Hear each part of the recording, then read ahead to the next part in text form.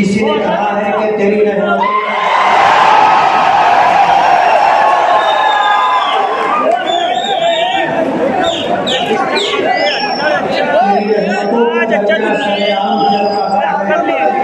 مجھے بھیک مل رہی ہے، میرا کام چل رہا ہے، تیرے نام کا وظیفہ میری زندگی کا حاصل، تیرے نام کا وظیفہ میری زندگی کا حاصل، تیرے نام کی بدولت میرا کام میران فیض مدنی نے کہا ہے کہ زندگی دی ہے تو جینے کا ہنر بھی دینا، زندگی دی ہے تو جینے کا ہنر بھی دینا، پاؤں بخشے ہیں تو توفیق سفر بھی دینا، گفتگو تو نے سکھائی ہے، میں تو گونگا تھا، اب جو بولوں گا تو باتوں میں اثر بھی دینا۔ مالیگاؤں شہر ایک ایسا شہر ہے جسے لوگ کہتے ہیں کہ یہ جذباتی شہر ہے۔ 12 نومبر کا جو معاملہ ہوا تھا، 12 نومبر کے مسئلے میں شہر کو پتا ہے کہ ہمارے آقا سرکار دو عالم صلی اللہ علیہ وسلم کی شان مبارکہ میں گستاخی کی گئی تھی، اور نظرائے کیفی کی طرف سے یہ آواز اٹھی تھی کہ ہمیں شہر بند کر کے اپنا احتجاج درج کرانا چاہیے۔ مالیگاؤں کی ایک سیاسی، مذہبی، سماجی، ملی تنظیم ایسی نہیں تھی جس نے مخالفت کی، سب نے تائید کی تھی، اور مالیگاؤں کی تاریخ کے اندر آپ کو پتا ہونا چاہیے کہ اتنا کامیاب بند کبھی بھی نہیں ہوا۔ 12 نومبر کا بند ایسا تھا، لیکن جو لوگ احتجاج کرنے والے تھے وہ لوگ تو شہیدوں کی یادگار کے پاس تھے۔ میں نے کچھ لوگوں کو فون کر کے کہا تھا کہ حالات پر نظر رکھو اور ہمارا احتجاج درج ہو جائے، پرامن طریقے سے وہ کام ہونا چاہیے۔ جو لوگ احتجاج کر رہے تھے ذمہ داران کے، ان کو یہ مشورہ دیا گیا تھا کہ آپ آگے نہ بڑھیں اور آپ اتنے حد تک ہی محدود رہے، ان کو بات سمجھ میں نہیں آئی۔ یہ لوگ شہیدوں کی یادگار پر گئے، حالات بگڑتے نظر آئے، وہاں سے یہ واپس آ گئے۔ کسمبا روڈ کی طرف سے جلوس آیا تھا نا، وہاں سے جلوس آیا، اور جلوس نے آ کر کے جو ہنگامہ کیا، اس ہنگامے کی وجہ سے حالات بگڑے۔ رات میں جمعیت علماء نے جب گرفتاریاں شروع ہوئی تو جمعیت علماء کی ورکنگ کمیٹی نے یہ فیصلہ کیا تھا کہ ہندوستان بھر میں مظلوموں کا اور بے گناہ لوگوں کا مقدمہ جمعیت علماء لڑتی ہے، تو مالیگاؤں میں بھی جمعیت علماء مقدمہ لڑے گی۔ ہمارے یہ عبد المالک بکرا یہ اپنا وقت فارغ کر کے ناسک سینٹرل جیل گئے، اور جو گرفتار شدہ لوگ ہیں ان سے وکالت نامے پر دستخط ہوئی اور آنے کے بعد یہ معاملہ سیاست کی نظر ہو گیا۔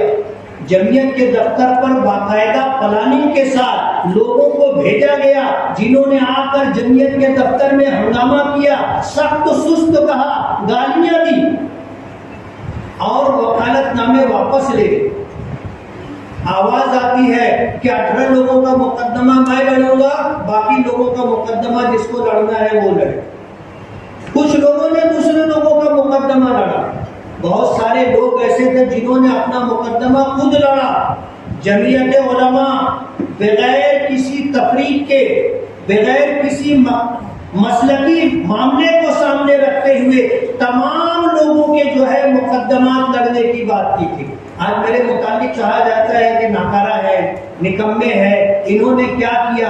امن کمیٹی کی میٹنگ 13 نومبر کو تھی، کیبنٹ منسٹر دادا بھوسے بیٹھے ہوئے تھے، ناسک ضلع کے آئی جی بیٹھے ہوئے تھے، سینئر ایس پی تھے، ایڈیشنل ایس پی تھے، تمام پی آئی تھے ہمارے شہر کے۔ میں نے اس موقع پر یہ بات کہی تھی کہ آپ کو ہمارے جذبات سمجھنا چاہیے۔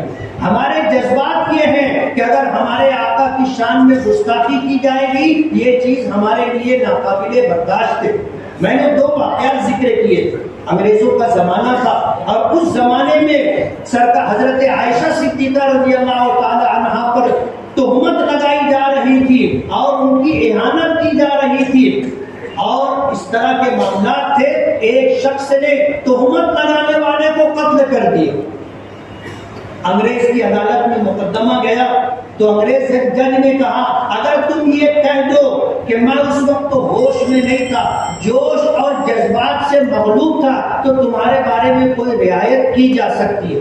اس نوجوان نے یہ بات کہی تھی کہ میرا یہ کہنا ہے کہ میری ساری زندگی بے ہوشی اور غفلت میں گزری ہے، یہی ایک کام میں نے ہوش کی حالت میں کیا۔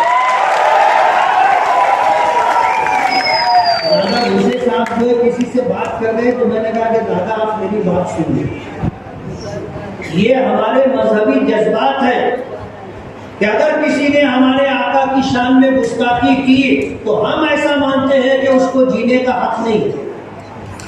ہم قانون ہاتھ میں لینا اچھا نہیں سمجھتے۔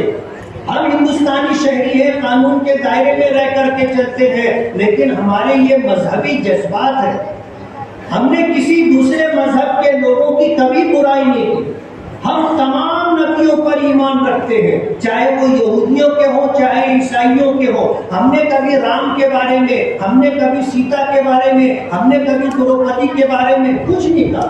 ہمیں ہماری شریعت اور ہمارے دھرم نے منع کیا ہے کہ دوسرے دھرم کے لوگوں کو برا بھلا مت کہو۔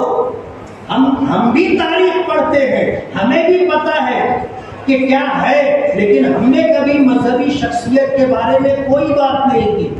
ہندوستان میں ایسا قانون بننا چاہیے کہ تمام مذہبی شخصیات کا احترام۔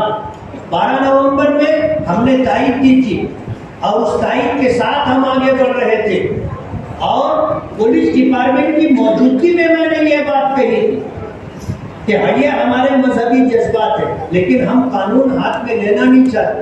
آج حیرت کی بات یہ ہے کہ جو لوگ 12 نومبر میں حالات کے بگاڑنے کے ذمہ دار تھے، آج وہ لوگ کریڈٹ لے رہے۔ میں ان کو بتانا چاہتا ہوں کہ مالیگاؤں کی عوام کا حافظہ کمزور نہیں ہے، وقت آئے گا آپ کو بتائیں گے، وقت آئے گا آپ کو بتائیں گے کہ 12 نومبر میں یہ محروسین اتنے دنوں تک کیوں جیل میں رہے۔ مالیگاؤں میں فائرنگ ہوتی ہے، مالیگاؤں میں فائرنگ ہوتی ہے اور 90 دن کے اندر ان کی ضمانت ہو جاتی ہے، یعنی 1 مہینے کے بعد ضمانت ہوگی۔ جنہوں نے پتھر چلائے ان کی 11-12 مہینے تک ضمانت نہیں ہوتی۔ شہر ایک ہے، گناہ میں کافی فرق ہے، پولیس ڈپارٹمنٹ وہی ہے، دوسرا نہیں ہے، قانون اور دستور بھی وہی ہے۔ فائرنگ گولی چلانے والوں کی ضمانت ہو جاتی ہے، پتھر چلانے والوں کی ضمانت نہیں ہوتی۔ میں آپ کو بتانا چاہتا ہوں کہ 12 نومبر کا یہ حادثہ ہوا تھا، رات میں کس نے میٹنگ لی تھی، کس نے پریس کانفرنس لی تھی، اور کس نے یہ کہا تھا کہ مالیگاؤں کے باہر سے لوگوں نے آ کر کے مالیگاؤں کے اندر یہ سب کچھ کیا، CCTV کیمرہ چیک کرنا چاہیے۔ اسی پریس کانفرنس میں کہی گئی بات پر 120 کی قدم پولیس نے لگائی، یعنی منظم سازش کے تحت شہر میں بغاوت کا ماحول پیدا کرنا۔ آج ہم کو لوگ الزام دیتے کہ ان کے یہ کہنے کی وجہ سے کہ پتھر لایا گیا تھا اس کی وجہ سے ایسا ہوا۔ ارے یہ پتھر لایا گیا تھا، یہ بات میں اکیلا کہنے والا نہیں ہوں، اس بات کو کہنے والے تو بہت لوگ ہیں، لیکن 120 والی قلم کی بات کوئی نہیں کرتا۔ کسمبا روڈ کی طرف سے جو مجمع آیا تھا، جنہوں نے آ کر ہنگامہ کیا تھا، جن کی وجہ سے یہ لوگ کچھ لوگ گرفتار ہوئے بے گناہ اور جیلوں کی سلاخوں کے پیچھے رہے، ان کے لیے کوئی بات کرنے والا نہیں، لیکن گاؤں والوں کا حافظہ کمزور نہیں ہے۔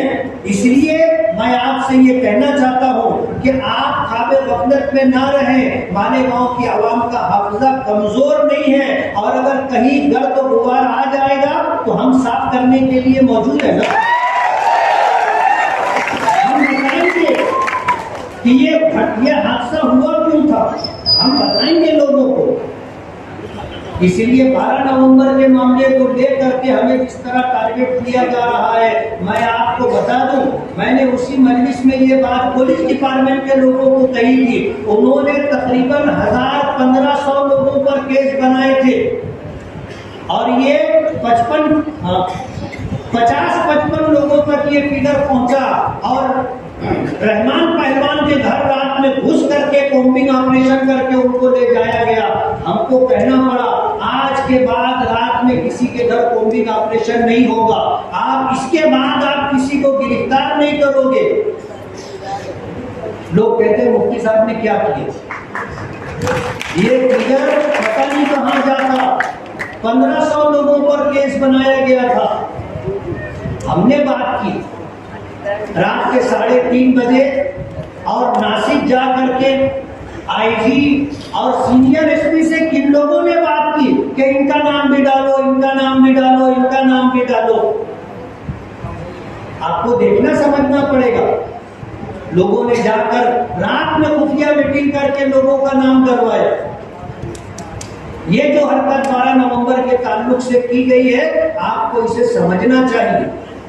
और जिस वक्त ये सारा काम करने का मौका था, जो लोग आज क्रेडिट लेने की बात करते हैं, ये सब अंडरग्राउंड थे, अंडरग्राउंड थे, थे। लोगों ने उनको समझाया, लोगों ने बताया कि आप अगर भागे रहोगे तो लोग कहने लग गए थे कि हमको इस्तेमाल किया, अंदर करवा दिया और भाग गए। सियासी तौर पर बहुत बड़ा नुकसान होगा तो उनको वापस आना पड़ा, वरना तो लोग शहर से भाग थे। और कुछ लोगों का मुकदमा लड़ करके क्रेडिट लेने की बात कर रहे हैं।